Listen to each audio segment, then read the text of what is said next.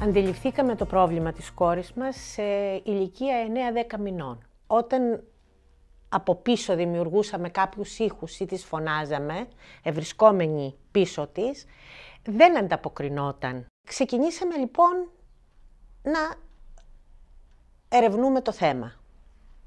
Την εποχή εκείνη, και μιλάμε το 1985-86,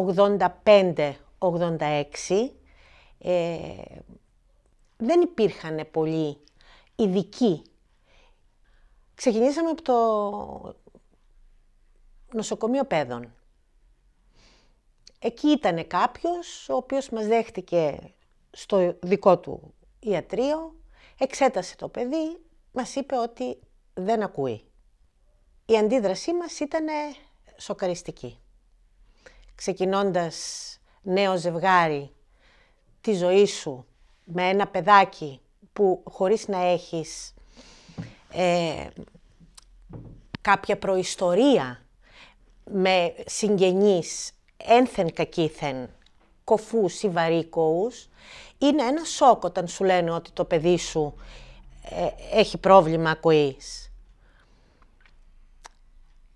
Δεν υπήρχαν τότε ούτε άλλες υπηρεσίες, ούτε κάποιος άλλος να μας πει «Βρε παιδιά, ξέρετε, δεν είστε οι μόνοι στον κόσμο που έχει γεννήσει ένα παιδί που έχει ένα πρόβλημα, που αυτό το πρόβλημά του είναι η κόφωση ή η βαρικοεία. Υπάρχουν κι άλλοι. Υπάρχουν κι άλλα παιδιά. Μην κάνετε έτσι». Για μας ήταν βέβαια το τέλος του κόσμου. Έτσι. Είχαμε φτάσει στο σημείο να παίρνουμε το παιδί, να βγαίνουμε έξω και να βλέπουμε, να ψάχνουμε πίσω από τα αυτάκια τους μήπως υπάρχουν άλλα παιδάκια, μήπως υπήρχε κάποιο που φορούσε ακουστικάκια. Εμείς δεν είχαμε βάλει ακόμη.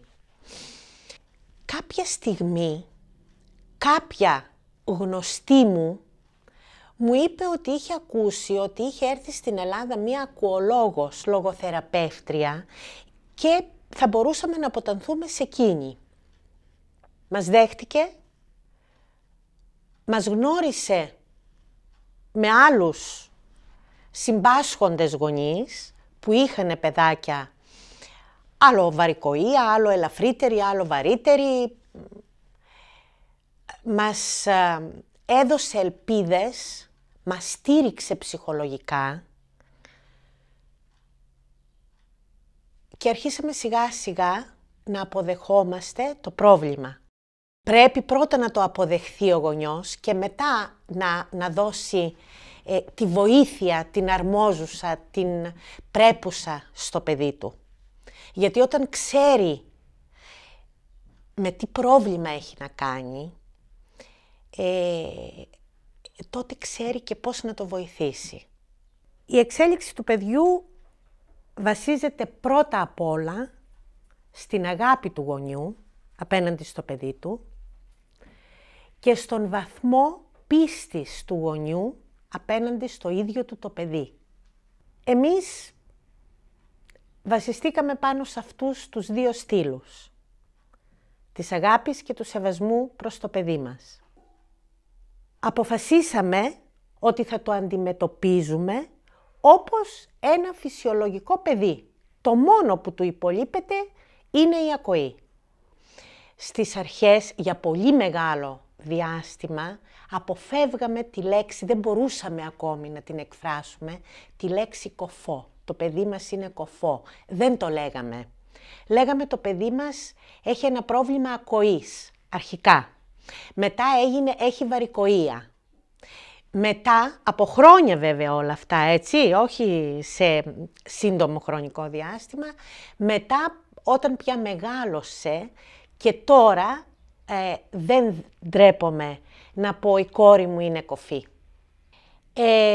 Όλα αυτά τα χρόνια λοιπόν μεγαλώνοντας το παιδί μας με απόλυτα φυσιολογικό τρόπο πώς μεγαλώνει ο κάθε γονιός ένα ακούον παιδί, έτσι μεγαλώναμε και εμείς το δικό μας, με μία παρένθεση το ακουστικό θέμα, όπου εκεί αν το παιδί μου ήταν μέσα στο υπνοδωμάτιό του, αντί να φωνάζω και να ξελαριγκιάζομαι, πήγαινα, αναγκαζόμουν να πηγαίνω μέσα και να το φωνάζω, να το ενημερώνω. Επειδή το παιδί μας βλέπαμε ότι μεγάλωνε και αναπτυσσόταν φυσιολογικά, εκτός από την έλλειψη της ακοής μόνον, είπαμε ότι εμείς το παιδί μας δεν θέλουμε να το πάμε σε ειδικό σχολείο. Θέλουμε πρώτα απ' όλα να εντρυφήσει, να μάθει, να μιλάει. Ο όρος κοφάλαλος που λέμε δεν υπάρχει στην ουσία. Όλοι οι άνθρωποι που γεννιούνται έχουν λαλιά. Τη λαλιά την αποκτούν με το άκουσμα, με την ακοή. Την ομιλία λοιπόν, τη λαλιά, την δημιουργούν από την ακοή. Εφόσον ένα παιδί κοφό υπολείπεται ακοής, σαφώς και δεν μπορεί να βγάλει ομιλία. Από τη στιγμή λοιπόν εκείνη που έχουμε πλέον τους λογοθεραπευτές, ο κάθε γονιός που ενδιαφέρεται να εντάξει το παιδί του μέσα στην κοινωνία, την ευρύτερη, την ομιλούσα, μπορεί να βοηθήσει το παιδί του, πηγαίνοντάς του στον λογοθεραπευτή, να μπορέσει να μιλήσει το παιδί, όπως και αν μιλήσει. Το θέμα δεν είναι πώς μεγαλώνεις με κοφούς γονείς. Σημασία έχει με τι γονείς μεγαλώνεις. Και οι δικοί μου γονείς ήταν με κεφαλαία όλα τα γράμματα. Ήταν πραγματικοί γονείς. Οι γονείς είναι ανεξάρτητοι από το αν είναι αρτιμελείς, αν είναι ακούοντες ή κουφοί. Λοιπόν, εγώ πέρασα θαυμάσια μαζί τους, δυστυχώς έχουν φύγει από τη ζωή. Μου συμπαραστάθηκαν σε όλα τα επίπεδα, στην ζωή, στη δικασία των σπουδών μου.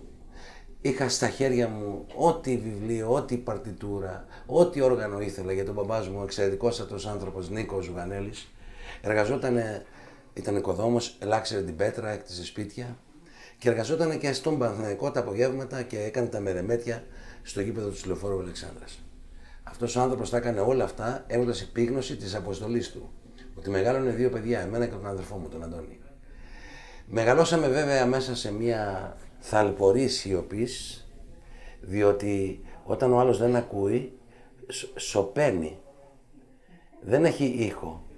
Και αυτό είναι πολύ σημαντικό να το αντιληφθεί αυτός που συμβιώνει μαζί του. Εγώ κατάλαβα ότι οι γονείς μου δεν άκουγαν και πάντοτε ήθελα να τους εξηγήσω, είχα μεγάλο άγχος και αγωνία να τους εξηγήσω τι σημαίνει ήχος, πώς είναι ο ήχος, από τι συχνότητες συνθέτεται αυτός ο ήχος. Ήταν άψογοι. Και ήταν άψογοι γιατί, εκτός από όλα αυτά που σας είπα, μεταξύ τους είχαν τεράστια αγάπη και έρωτα. Αγκαλιαζόντουσαν, αγαπιόντουσαν, εκφράζαν την αγάπη τους. Σεβόταν ο ένας τον άλλον πάρα πολύ. Ήταν άψογοι. Άψογοι οι γονείς μου. Όπως λένε, χάνει την όρασή του. ένα άτομο, ας πούμε, χάνει την όρασή του. Είναι τυφλός. Αν ένας τυφλωθεί, λοιπόν, τι κάνουν οι υπόλοιποι? Φτιάχνουν ράμπα, φτιάχνουν ειδικά έπιπλα για να μην είναι αιχμηρά, για να μην πέφτει πάνω τους και χτυπάει, τραυματίζεται. Αφήνουν μεγαλύτερο χώρο, έτσι ώστε να μπορεί να περάσει. Υπάρχουν οι πλάκες συγκεκριμένες που είναι έτσι υπερυψωμένες για να οδηγούνται οι τυφλοί. Υπάρχουν συγκεκριμένα πράγματα. Φτιάχνουν δηλαδή έναν χώρο ώστε να καλύπτονται οι ανάγκες ενός τυφλού. Ενώ στον κοφό, ο κοφός θα πρέπει να προσαρμοστεί στις ανάγκες των άλλων. Όχι να προσαρμοστεί ο χώρος με τις ανάγκες των κοφών. Να μπει ένα φως αντί για κουδούνι. Να υπάρχουν οπτικά ερεθίσματα. Να υπάρχουν διερμηνείς. Όχι. Θα πρέπει εμείς να αλλάξουμε και να προσαρμοστούμε στις ανάγκες του χώρου. Να ακούσουμε εμείς.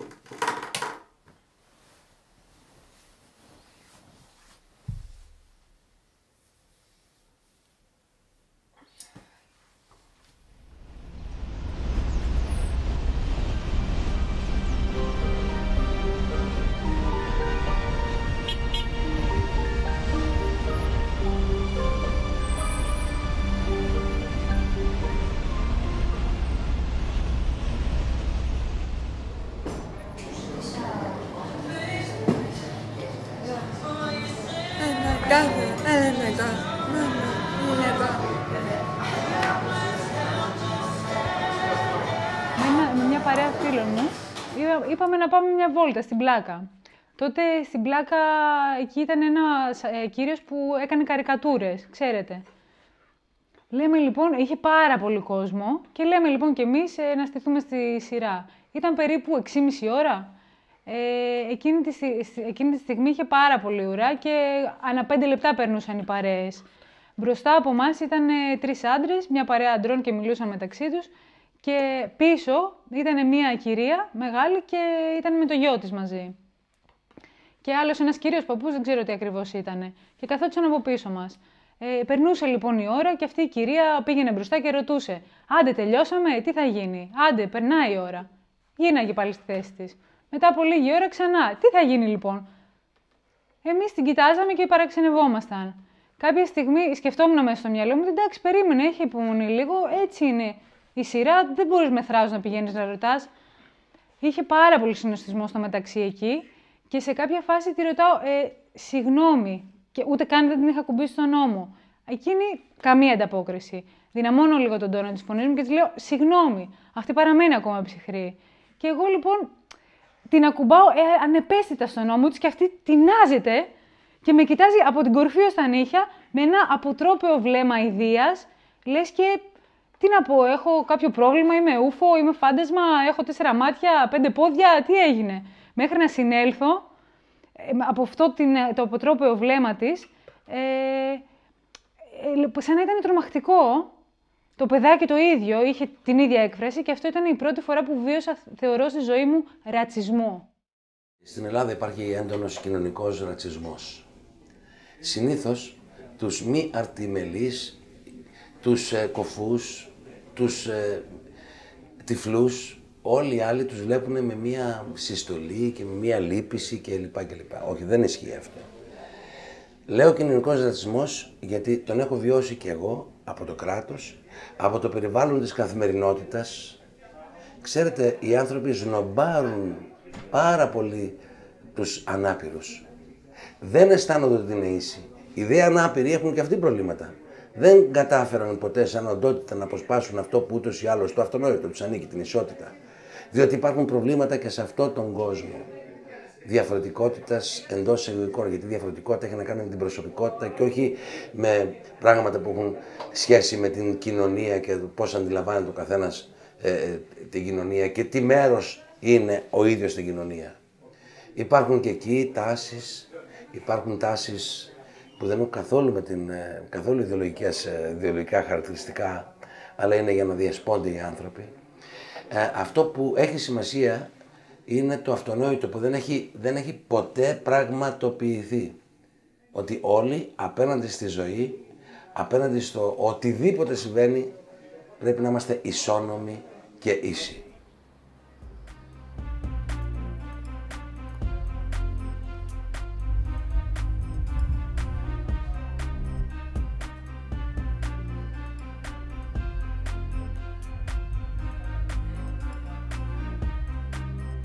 Η εισαγωγή των κοφών στα πανεπιστήμια.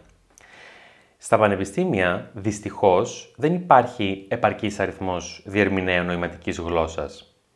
Προκύπτουν όμως 2 θέματα, διαφορετικά μεταξύ τους. Το πρώτο θέμα, το οποίο θα ήθελα να αναφέρω για τα πανεπιστήμια, είναι ότι οι κοφοί εντάσσονται γενικότερα στην ευρύτερη ομάδα των ατόμων με αναπηρία, με κινητικές αναπηρίες, τύφλωση κλπ. Υπάρχει λοιπόν νόμος, ο οποίος τους προσφέρει την εισαγωγή τους στα πανεπιστήμια στο 5% του συνολικού αριθμού εισακτέων κάθε χρονιάς. Το θέμα των διερμηνέων όμως, που ανέφερα προηγουμένως, η αλήθεια είναι πως δεν είναι αρκετή και ψάχνουμε συνέχεια για διερμηνείς. Αυτό το θέμα όμως άπτεται στις δικές μας προσπάθειες. Πρέπει όλοι μαζί, συλλογικά, να συνεργαστούμε και με τα πανεπιστήμια και να βρούμε τρόπους ούτως ώστε να παρέχονται τα κονδύλια για να εξυπηρετούνται τα κοφά άτομα. Να υπάρχει ο διερμηνέας δηλαδή και μέσω του διερμηνέα να καταλαβαίνει το μάθημα το οποίο διδάσκεται. Αυτό το θέμα δεν έχει να κάνει με τον νόμο που ανέφερα προηγουμένως, είναι κάτι το οποίο μπορούμε να το διεκδικήσουμε όλοι εμείς μαζί. Όντας αθλητής, μετά το Λύκειο έκανα αίτηση στα ΤΕΦΑ. Η Γυμναστική Ακαδημία με δέχτηκε και ξεκίνησα μαζί με τους συμφοιτητές μου να παρακολουθούμε τα πρώτα μαθήματα. Στο πρώτο έτος, λοιπόν, μαζί με το διερμηνέα φυσικά, πήγα να παρακολουθήσω το πρώτο μάθημα και ανακαλύπτω ότι θα υπάρχουν πάρα πολλά μαθήματα, πάρα πολλές θεωρίες, αλλά το πρόβλημα είναι ότι εδώ πέρα στην Ελλάδα ο Κωφός έχει δικαίωμα μόνο από 25 ώρες το χρόνο για διερμηνία. Και σκεφτόμουν λοιπόν, θα προλάβω, θα μπορέσω να καλύψω όλες αυτές τις ανάγκες με τις 25 μου ώρες. Επίσης έχω και εγώ προσωπικές ανάγκες για διερμηνία. Πώς θα τα καταφέρω? Σιγά σιγά λοιπόν, έχοντας όλο αυτό στο μυαλό και με τις δυσκολίες τις οποίες αντιμετώπιζα στο πανεπιστήμιο, άρχισα να νιώθω απομονωμένος, ήταν πολύ δύσκολο να επικοινωνήσω και να φέρνω διερμηνέα σε όλα τα μαθήματα, οπότε και τα παράτησα. Πριν από 3 χρόνια δημιουργήθηκε το πρώτο ΙΕΚ ειδικής αγωγής και στεγάζεται στο σχολείο της Αγίας Παρασκευής. Το ΙΕΚ δεν είναι μόνο για κωφούς, απευθύνεται σε άτομα με αναπηρία γενικότερα και υπάρχουν μέσα και κωφοί. Φυσικά και το μάθημα γίνεται με διερμηνέα νοηματικής γλώσσας. Χωρίς διερμηνέα, οι κωφοί δεν υπήρχε περίπτωση να αντιληφθούν τίποτα από το μάθημα. Το ΙΕΚ είναι μια μεταλυκιακή δομή, πάρα πολύ σημαντική για τους κωφούς, γιατί ο κωφός φεύγοντας από το Λύκειο μπορεί να εμβαθύνει τις γνώσεις του ανάλογα με τα θεματικά πεδία τα οποία έχει επιλέξει να σπουδάσει. Και στους χώρους αυτούς βέβαια είναι απαραίτητος ο διερμηνέας. Τα ΙΕΚ ειδικής αγωγής ξεκίνησαν τη λειτουργία τους το Μάιο του 2014. Λειτουργεί σήμερα ένα ΙΕΚ στη Θεσσαλονίκη, στην Πηλαία Χορτιάτη, και το ΙΕΚ ειδικής αγωγής Αγίας Παρασκευής, στο οποίο είμαι διευθυντής. Δέχεται σπουδαστές οι οποίοι έχουν προβλήματα ακοής και προβλήματα όρασης. Για τους μαθητές με προβλήματα ακοής έχουμε τμήματα φυσικοθεραπείας, τμήμα εφαρμογών πληροφορικής και 2 τμήματα κομμωτικής τέχνης και τεχνικών μαγειρικής τέχνης που ιδρύθηκαν πρόσφατα. Για τη διευκόλυνση των σπουδαστών μας με προβλήματα ακοής, εκτός από τον καθηγητή της ειδικότητας, που είναι σπάνιο ένας καθηγητής ειδικότητας, γιατρός ας πούμε, να έχει και την επάρκεια στην νοηματική γλώσσα, προσλαμβάνεται και ένας διερμηνέας της ελληνικής νοηματικής γλώσσας. Δηλαδή, όλα τα μαθήματα που γίνονται στο ΙΕΚ ειδικής αγωγής Αγίας Παρασκευής και απευθύνονται σε άτομα με προβλήματα ακοής, προσλαμβάνεται και διερμηνέας, υποστηρίζονται τα μαθήματα αυτά και με διερμηνέα της νοηματικής γλώσσας. Εάν δεχθούμε ότι το ΙΕΚ ειδικής αγωγής έχει ως στόχο να εκπαιδεύσει τα άτομα για να μπορέσουν αργότερα να δουλέψουν σε αυτό που έμαθαν, τότε είμαστε πολύ ικανοποιημένοι, γιατί αρκετά παιδιά που βρίσκονται τώρα στο 5ο εξάμηνο της πρακτικής άσκησης δραστηριοποιήθηκαν τα ίδια, βρήκανε μόνοι τους φορείς που θα κάνουν την πρακτική άσκηση και οι φορείς αυτοί είναι πολύ ικανοποιημένοι από τους ασκούμενους. Ο κωφός μπορεί να αποδώσει σε όλα τα επίπεδα. Προσλήφθηκα στον εκδοτικό οίκο Πάπυρος Λαρούς και μπορείτε να καταλάβετε ότι ήταν μια πολύ σημαντική δουλειά. Η πρόσληψη εκεί για έναν κωφό ήταν πολύ δύσκολο.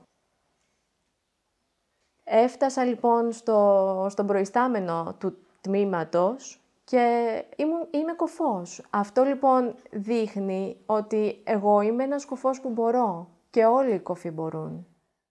Η νοηματική είναι η γλώσσα των κωφών. Σαν γλώσσα χαρακτηρίζεται ως χωροχρονική.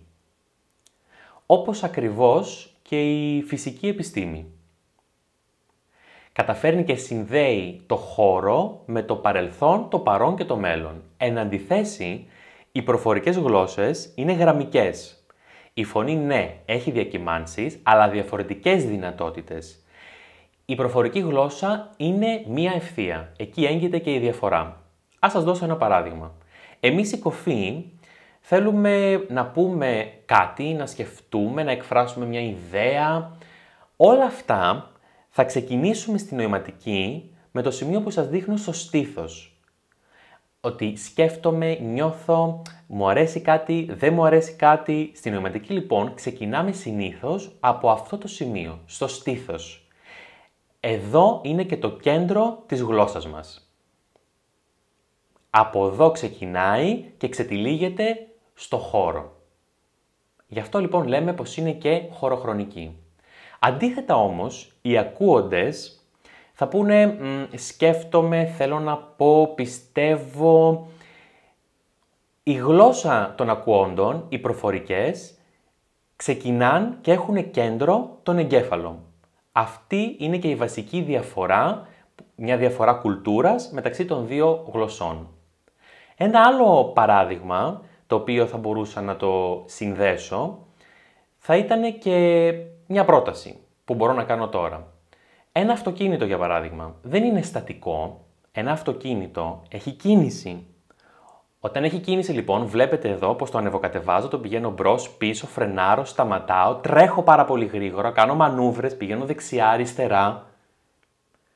Δεν υπάρχει περίπτωση να πούμε ποτέ στην νοηματική ότι εγώ οδηγάω πάνω, κάτω, δεξιά, αριστερά, γιατί πολύ απλά το έχουμε δείξει προηγουμένως. Αυτό ακριβώς συμβαίνει και στην επιστήμη της φυσικής. Τα αντικείμενα τα οποία έχουν κίνηση είναι διαφορετικά από τα αντικείμενα τα στατικά. Αλλάζει από την ενέργειά τους.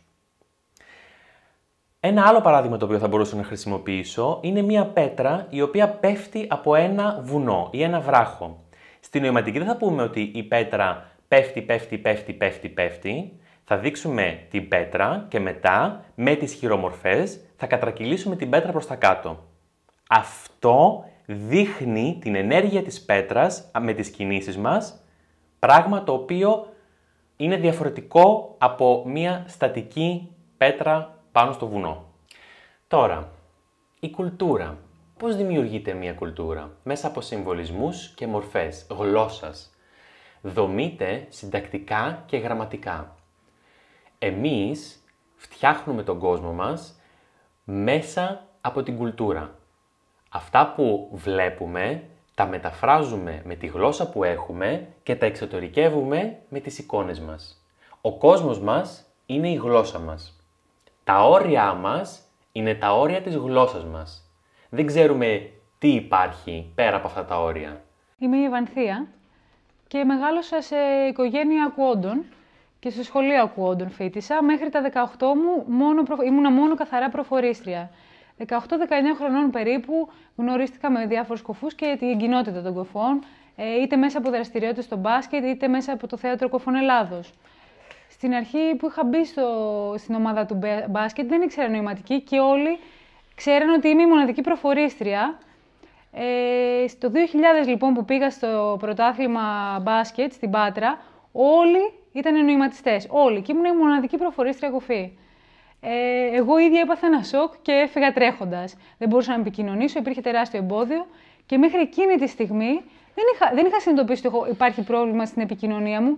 Επικοινωνούσα με τους ακούοντες και τώρα που είμαστε ίδιοι και βρίσκω πρώτη φορά στη ζωή μου κοφούς, δεν μπορώ να επικοινωνήσω. Άρα λοιπόν το 2000-2003 μπήκα στο Θέατρο Κοφών και η σκηνοθέτηδα με ρώτησε «Ξέρεις νοηματική?» και είπα «Θα μάθω, θα προσπαθήσω». Άρχισα λοιπόν δειλά-δειλά εκεί στο Θέατρο Κοφών να συναντώ διάφορους κοφούς, να προσπαθώ παντομιμικά να επικοινωνήσω. Με βλέπανε λοιπόν και μου λέγανε «Εσύ σαν ακούσα είσαι?» «Όχι, όχι, θέλω να επικοινωνήσω», τους απαντούσα και εκείνοι με απέφευγαν. «Μεγαλώσες με ακούγοντες, για ποιο λόγο?» «Έπρεπε να μεγαλώσω με κοφούς». Και έτσι λοιπόν προσπάθησα και τώρα θεωρώ ότι έχω ενδυναμωθεί και νοηματίζω κανονικά. Στο Θέατρο Κοφών πήγα ως πρακτικάριος, πολύ παλιά, και συνεχίζω και μέχρι και σήμερα. Νομίζω ότι έχετε έρθει στα χώρα μας και έχετε δει τη δουλειά.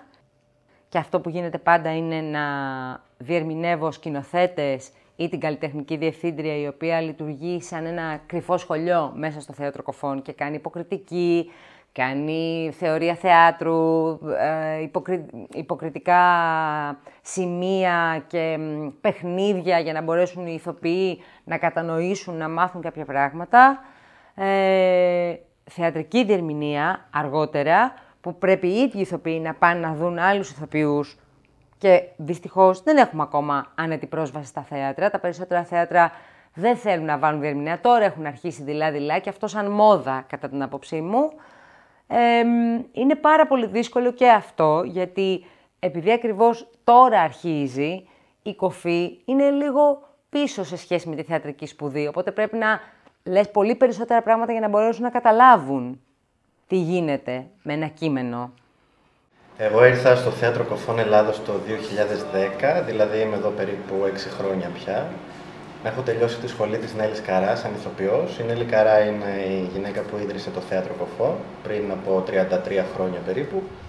Εάν ύστερα από αυτό το διάστημα τα αφεντικά σας δηλώσουν ευχαριστημένα από την πρόοδό σας, εμείς σας απελευθερώνουμε. Αν όμως δεν έχετε αλλάξει προς το καλύτερο, σας κρατάμε εδώ. Την πρώτη χρονιά είχα έρθει με σκοπό να κάνουμε μια παράσταση σε ένα πολύ σύντομο χρονικό διάστημα, γιατί χρειαζόμασταν να αρχίσουμε να έχουμε πάλι έσοδα. Κατάλαβα και εγώ και τα παιδιά πολύ σύντομα ότι αυτό δεν ήταν πάρα πολύ εύκολο να γίνει, γιατί έπρεπε βασικά να γνωριστούμε λίγο σαν κουλτούρες. Εγώ αυτό που δεν ήξερα ήταν τι σημαίνει κουλτούρα κοφών και αυτοί δεν ήξεραν τι σημαίνει η κουλτούρα δική μου. Ενώ είχαν συνεργαστεί με διάφορους ακούγοντες και πριν από μένα, δεν είμαστε όλοι ίδιοι, οπότε εγώ έφερα ένα άλλο κόσμο, τον οποίο δεν το ξέρανε, έπρεπε να το γνωρίσουν. Αντίστοιχα, εγώ έπρεπε να γνωρίσω το δικό τους γενικά, σαν κοινότητα, αλλά και τον καθένα σαν άνθρωπο ξεχωριστά. Οπότε, στην ουσία, φάγαμε τον πρώτο χρόνο προσπαθώντας να συνεννοηθούμε λιγάκι και να βρούμε μια ισορροπία στο πώς μπορούμε να συνυπάρξουμε. Εμένα αυτό γενικά που με ενδιαφέρει εδώ πέρα πάντα είναι ο τρόπος ενσωμάτωσης των κοφών και των ακουόντων καλλιτεχνών. Πάντα σε σχέση με το σεβασμό στην νοηματική γλώσσα. Το θέμα λοιπόν δεν είναι πώς παρακάμπτουμε την νοηματική, αλλά πώς εμπλουτίζουμε αυτή την οπτική γλώσσα με τον ήχο, που είναι αυτό που λείπει γενικά. Εγώ, σκλάβος αυτού του κακομοίρη. Αυτό που άλλαξε είναι ότι οι ακούγοντες ηθοποιοί, ενώ ήταν όλα τα προηγούμενα χρόνια εκτός της σκηνής και δίνανε μόνο τις φωνές τους, δανείζανε τις φωνές τους αυτό που συνέβαινε πάνω, αρχίσαμε να τους εντάσσουμε λίγο περισσότερο στην περιοχή της σκηνής. Δηλαδή φτάσαμε, ενώ ήταν πιο μακριά συνήθως από τη σκηνή, να έρθουν σε ένα δωματιάκι ειδικά διαμορφωμένο δίπλα από τη σκηνή. Στην επόμενη παράσταση ανέβηκαν πάνω στη σκηνή, οπότε άρχισε να υπάρχει μια διπλή διανομή κατά κάποιο τρόπο. Μοιράζονταν τους ίδιους χαρακτήρες, λέγανε το ίδιο κείμενο, κάνοντας το ίδιο πράγμα. Και στην επόμενη παράσταση που ήταν η περσινή, δοκιμάσαμε πώς μπορεί να μοιράζονται με το ίδιο κείμενο, αλλά ο καθένας να χτίσει ένα δικό του χαρακτήρα, να μην είναι σκιά ο ένας του άλλου δηλαδή. Πώς μπορεί να έρθουν οι δύο κόσμοι και να αλληλεπιδράσουν κάνοντας τις ίδιες δράσεις, τις ίδιες κινήσεις και εκτελώντας βασικά τις ίδιες οδηγίες. Και αυτό είναι το ενδιαφέρον, πώς μπορεί ένα μυαλό συγκεκριμένο του ενός και ένα μυαλό του άλλου να ακούσουν το ίδιο ερέθισμα, να το φιλτράρουν μέσα από το δικό τους κεφάλι και να βγάλουν ένα αποτέλεσμα που είναι τόσο διαφορετικό όσο και ίδιο και να συμπληρώνουν ένα τον άλλο. Μου έχει δώσει γενικά μια πολύ ιδιαίτερη αντιμετώπιση των πραγμάτων, γιατί το βασικό προσόν, ας πούμε, των κοφών, έτσι όπως εγώ το καταλαβαίνω, είναι ότι ενώ έχουν μια αντικειμενική δυσκολία, δηλαδή τους λείπει μια αίσθηση, ζουν τη ζωή τους χωρίς να το κάνουν θέμα. Δηλαδή, οκ, συμβαίνει αυτό και δεν έγινε και κάτι. Έχουμε λήψεις, ναι, έχουμε προτερήματα άλλα που δεν θα έχουμε εμείς οι ακούγοντες, αλλά κατά βάση είναι μια ζωή στην οποία το πρόβλημα δεν είναι ταμπέλα, δεν είναι σημαία. Το οποίο, άμα το αναγάγεις λίγο στο δικό σου τρόπο ζωής, έχει ένα πολύ μεγάλο ενδιαφέρον του πώς μπορείς να βάλεις σε μια νέα βάση το τι σημαίνει πρόβλημα και πώς το διαχειρίζεσαι και πώς το κουβαλάς.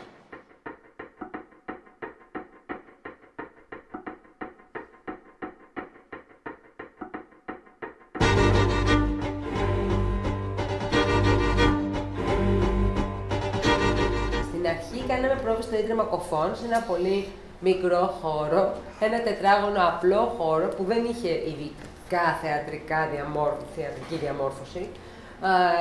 Ουσιαστικά ήμασταν πολύ μικροί, είχαμε την ενέργειά μας, θέλαμε να δούμε τι σημαίνει θέατρο, ενδιαφερόμασταν πάρα πολύ γι' αυτό και η πρώτη μας παράσταση ήταν στο Εθνικό Θέατρο.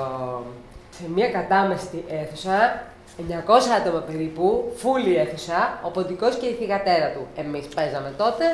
Με ένα τεράστιο άγχος, ήταν η πρώτη φορά που ανεβαίναμε στο σανίδι, κοιτούσαμε από μέσα από τις κουίντες και λέγαμε «Χριστέ μου, όλο αυτό πώς θα βγούμε να παίξουμε», αλλά η ενέργειά μας ήταν τόσο όταν βγήκαμε στο κοινό που πραγματικά όλοι εξεπλάγει. Τότε η Υπουργός Πολιτισμού, η Μελίνα Μερκούρη, μας δέχτηκε στο γραφείο της και ήταν πάρα πολύ διαθέσιμη και θερμή ως καλλιτέχνης και η ίδια να βοηθήσει τους κοφούς. Η ίδια ήταν ηθοποιός, ήξερε πάρα πολύ καλά τις ανάγκες μας. Μας έδωσε κάποια επιχορήγηση για να ανοίξουμε μια καινούργια παράσταση και βέβαια αυτό που έλεγε ήταν ότι σε όλο τον κόσμο, τα θέατρα κοφών υπάρχουν και πρέπει και εσείς να έχετε ένα θέατρο κοφών. Ταξιδέψαμε και εμείς όλο τον κόσμο, το είδαμε λοιπόν αυτό. Είδαμε ότι η κίνησή μας υπάρχει και σε άλλους κοφούς στο εξωτερικό. Πήραμε το φως από αυτούς και θέλαμε να το μεταλαμπαδεύσουμε και εδώ στην Ελλάδα με στόχο η κοφή, η κοινότητα των κοφών να πάρουν κάποια μηνύματα μέσα από βιβλία τα οποία δεν μπορούσαν να διαβάσουν, μη ξέροντας καλά ελληνικά οι κοφοί. Και πρέπει να τα καταλάβουν ίσως, είχαμε σκεφτεί ότι μέσα από την παράσταση τα καταλάβαιναν στη δική τους γλώσσα.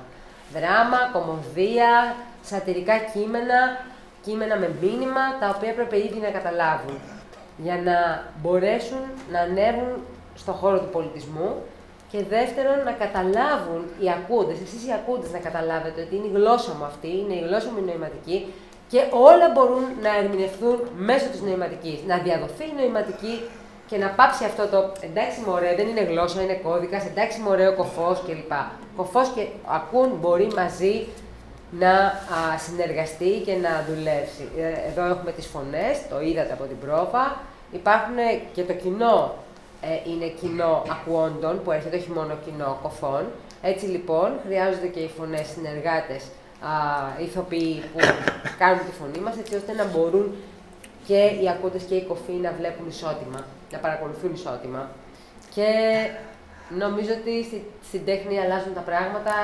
Πειραματιζόμαστε με πάρα πολλές έννοιες, προσπαθήσαμε στην αρχή να βρούμε την ταυτότητά μας, τώρα βλέπουμε ότι οι περισσότεροι ακούντες ενδιαφέρονται, έχουμε εμείς την κουλτούρα μας, έχουμε τα δικά μας σκέτς που μπορεί να κάνουμε, τα δικά μας, και είναι πολύ ενδιαφέρον αυτό. Τώρα περνάμε στο κομμάτι της κωμωδίας που λέει η κοφή, αντιλαμβάνονται πολύ διαφορετικά την κωμωδία και το αστείο από ότι εμείς και το διερευνούμε τα 2 τελευταία χρόνια, κάνουμε αυτή τη διερεύνηση του χιούμορ. Εσείς αντιλαμβανόσαστε πολύ διαφορετικά το χιούμορ και εμείς πολύ διαφορετικά. Εμείς πιο κινησιολογικά, εσείς πιο λεκτικά. Επομένως, προσπαθούμε να συλλειτουργήσουμε για να μπορέσουν να γελάει το κοινό ισότιμα. Αυτά είναι μια καινούργια έρευνα που κάνουμε τώρα. Και πάντα δουλεύουμε και με ακούντες και με κοφούς με στόχο την ενσωμάτωση. Η προετοιμασία, υπάρχει στην προετοιμασία, το νούμερο 1 είναι να υπάρχει διερμηνέας. Και το θέμα του διερμηνέα πρέπει να το αφήσουμε λίγο στην άκρη, γιατί είναι πολύ σημαντικό γενικότερα για την κοινότητα, αλλά και εδώ, όταν πάρουμε ένα κείμενο, όταν μαθαίνουμε τους ρόλους, ένας διερμηνέας πρέπει να είναι πάντα μαζί μας. Εσείς οι ακούντες μπορεί πολύ εύκολα να αρχίσετε να λέτε τα λόγια, αλλά ίσως και οι πιο πολλοί δεν ξέρουν νοηματική, οι ακούντες που έρχονται, αρχίζουν και καταλαβαίνουν το ρόλο τους. Και όταν αρχίσουμε και βλέπουμε ποια είναι η φωνή μας, ποιος θα κάνει τη φωνή μας, έχουμε ένα κείμενο να διεργαστούμε μαζί. Εμείς όμως δεν θέλουμε να έχουμε αυτό το κείμενο παπαγαλία. Θέλουμε να το μεταφέρουμε στη γλώσσα μας. Θέλουμε να το μεταφέρουμε και να το καταλάβουν οι ίδιοι οι κοφοί στη δική τους τη γλώσσα. Και εσείς βέβαια οι ακούντες θα το καταλάβετε στη δική σας γλώσσα μέσω της φωνής. Το επίπεδο των κοφών είναι πολύ διαφορετικό ανάλογα με την ηλικία, γιατί ήταν πολύ διαφορετική η εκπαίδευση που είχαν στα χρόνια αυτά. Πάρα πολύ δύσκολο λοιπόν είναι από τους 5 κοφούς μπορεί ένας να μην ξέρει καθόλου να διαβάζει, ένας να μην έχει καν γλώσσα, άλλοι να ξέρουν πάρα πολύ καλά. Οπότε αυτό θα πρέπει να είμαστε έτοιμοι να το αντιμετωπίσουμε μέσα στην ομάδα και να κάνουμε έρευνα, να δούμε για την κάθε λέξη τι πρέπει να μπει. Μπορεί να μας το διερμηνεύει όλο το κείμενο η Σοφία στην νοηματική και μετά να δούμε αυτό που λέμε την σύγκριση των 2 γλωσσών και να αρχίσουμε να συλλειτουργούμε με κάποια προβλήματα στην αρχή, αλλά μετά με την παράσταση τα λύνουμε. Τα σωματεία ιδρύθηκαν από την ανάγκη των κοφών για επικοινωνία. Μέσα στα σωματεία των κοφών ξεκίνησαν οι κοφοί να ενημερώνονται, να συναναστρέφονται μεταξύ τους, να επικοινωνούν, να μαθαίνουν και να ανταλλάσσουν τα νέα της καθημερινότητάς τους, ακόμη και μέσα σε αυτούς τους χώρους κανόνιζαν να διασκεδάσουν τα βράδια τους, να γνωριστούν μεταξύ τους, να γίνουν και τέτοιες γνωριμίες που θα ερωτεύονταν μέχρι και παντριές. Όλα αυτά μέσα στα σωματεία κοφών. Ένας πολύ σημαντικός ρόλος που έπαιξε μέσα στα σωματεία ήταν η ελληνική νοηματική γλώσσα. Για πολλά χρόνια, ακόμη και στα σχολεία των κοφών, η χρήση της νοηματικής απαγορευόταν. Η νοηματική γλώσσα επέζησε και εξελίχθηκε μέσα στα σωματεία και έφτασε λοιπόν τα τελευταία χρόνια όπου και αναγνωρίζεται. Όμως, προηγουμένως, τα χρόνια τα οποία ανέφερα, στα σωματεία, η ελληνική νοηματική γλώσσα έπαιξε πολύ σημαντικό ρόλο. Επιπλέον, οι κοφοί σε αυτούς τους χώρους μπορούσαν να ενημερωθούν, να κάνουν ημερίδες για διάφορα θέματα επιστημονικά, ιατρικά, κοινωνικής φύσεως και να παρακολουθήσουν τις εξελίξεις. Ακόμη, μέσα σε αυτούς τους χώρους, ο κάθε κοφός θα μπορούσε να πει το πρόβλημα που έχει, να καταγραφεί αυτό το πρόβλημα από τους υπεύθυνους και να σταλεί στην Ομοσπονδία Κοφών. Με αυτόν τον τρόπο η Ομοσπονδία Κοφών επέλυε τα θέματα της κοινότητάς της. Τα τελευταία χρόνια φυσικά έχουμε πολύ μεγάλη εξέλιξη της τεχνολογίας. Αυτό έχει ως αποτέλεσμα να μην υπάρχει τόσο μεγάλη μαζικότητα κοφών στα σωματεία, γιατί μπορούν να ενημερωθούν και από τις ειδήσεις και από το ίντερνετ. Παρ' όλα αυτά, επιβιώνουν τα σωματεία και συνεχίζουν να πηγαίνουν εκεί οι κοφοί, όχι τόσο συχνά και καθημερινά όπως παλιά, παρά αυτά συνεχίζουν.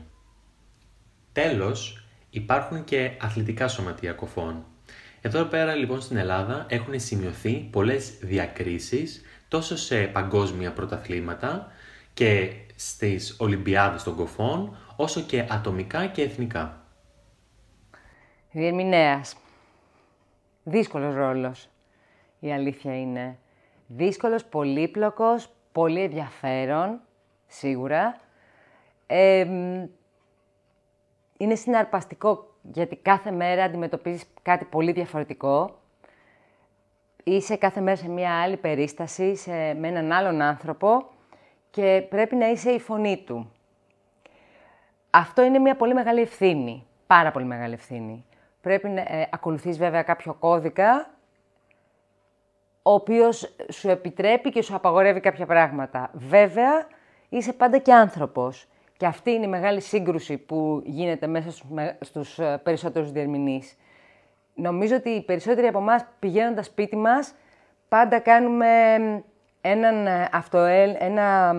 μια αξιολόγηση.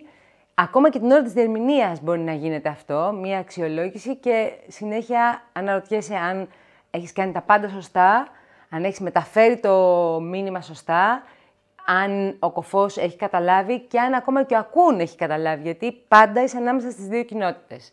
Στην κοινότητα των ακουόντων και στην κοινότητα των κοφών.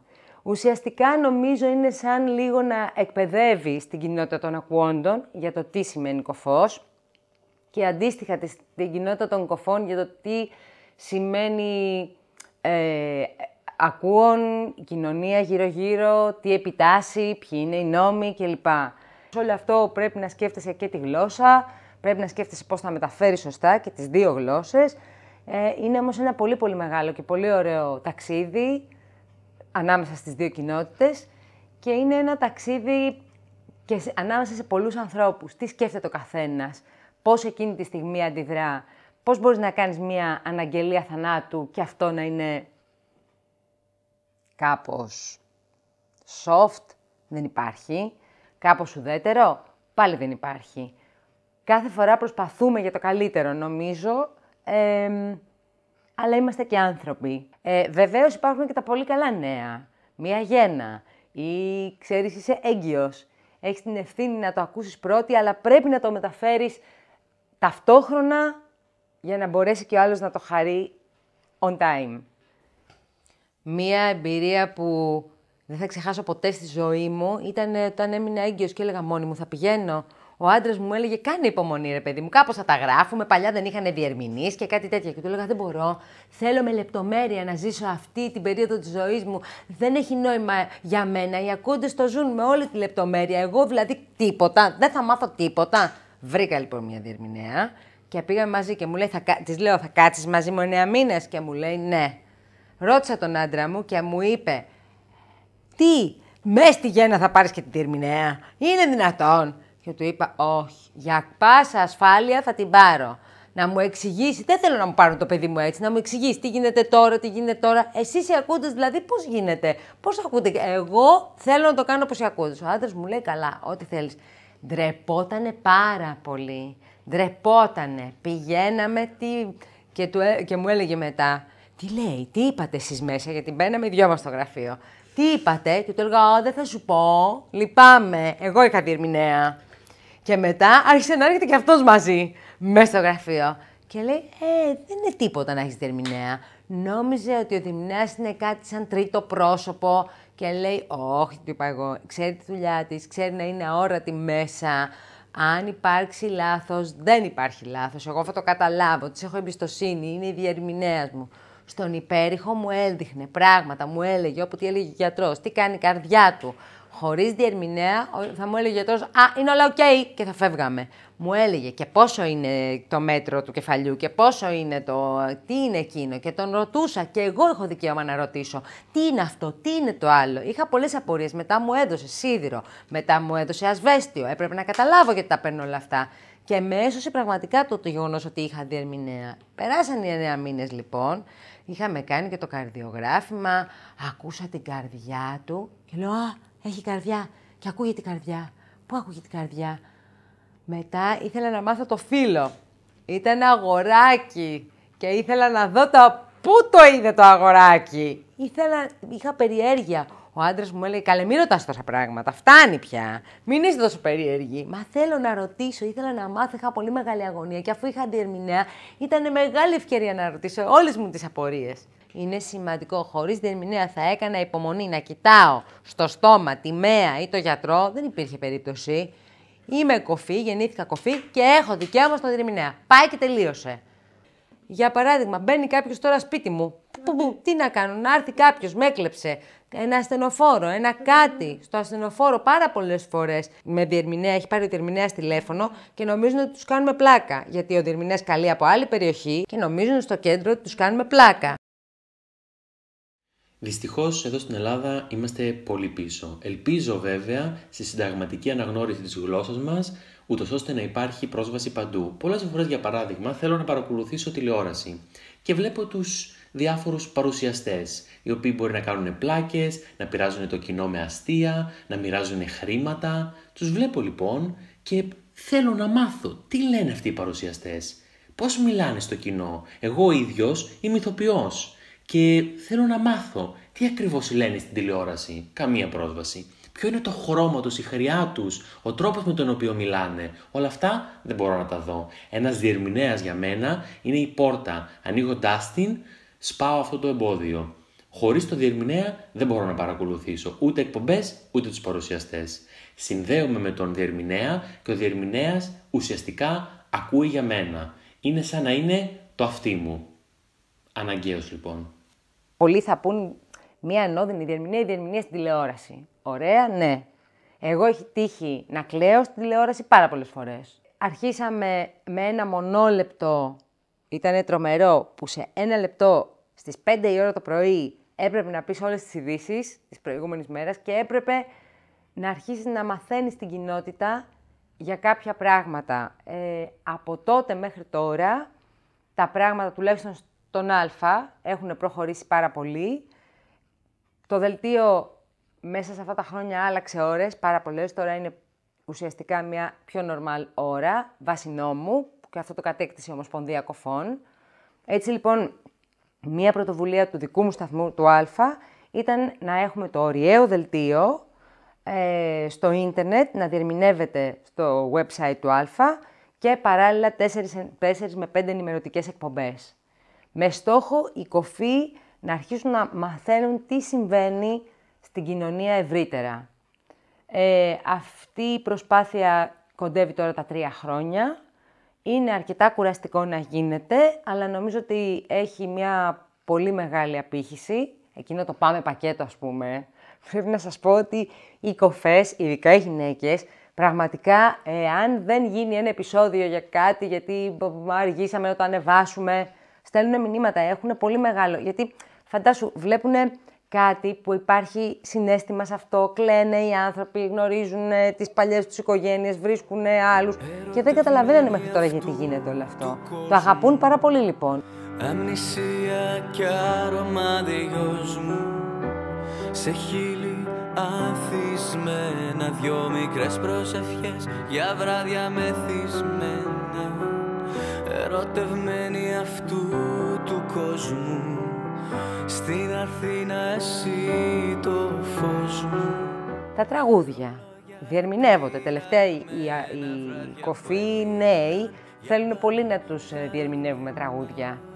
Αυτό σημαίνει ευτυχία, πως όταν είμαστε μαζί τα άλλα δεν έχουν σημασία. Χρειάζεται πάρα πολύ μεγάλη έρευνα για να δεις τι σημαίνει, γιατί βλέπω διάφορα που κυκλοφορούν. Ένα τραγούδι είναι ένα μικρό απόσπασμα τύπου θεατρικού, είναι ένα μικρό κείμενο. Πρέπει να κάνεις φοβερή ανάλυση για να δεις τι ήθελε να πει αυτός ο άνθρωπος και πώς θα το δώσεις εσύ. Και έχει πολύ μεγάλη ευθύνη ακόμα και αυτό. Που μαγειρεύεις, που όταν λείπω με γυρεύεις. Η νοηματική γλώσσα είναι η φυσική μητρική γλώσσα των κοφών και βαρικόων. Μέχρι στιγμής όμως, δυστυχώς, δεν έχει αναγνωριστεί επίσημα. Το 2000 αναγνωρίζεται μόνο στα σχολεία για την εκπαίδευση των κοφών. Το 2013 ξεκινήσαμε μια καμπάνια για την επίσημη αναγνώρισή της από το κράτος. Με ευκαιρία την αναθεώρηση του συντάγματος του χρόνου το 2018, θέλουμε να αναγνωριστεί και η ελληνική νοηματική γλώσσα. Όλοι οι κοφοί, οι γονείς που έχουν κοφά παιδιά, οι διερμηνείς, αγωνιούν για αυτή την επίτευξη. Αν τα καταφέρουμε, αυτό θα είναι μια πολύ μεγάλη γιορτή για την κοινότητα. Γιορτή για ποιο λόγο? Διότι θα υπάρχει πρόσβαση σε όλους τους τομείς, στις δημόσιες υπηρεσίες, τα νοσοκομεία, την αστυνομία, τα ΚΕΠ, τα πανεπιστήμια, ανοιχτή πρόσβαση και ισότιμη για όλους. Μια άνετη ζωή για τους κοφούς. Το ελπίζουμε λοιπόν.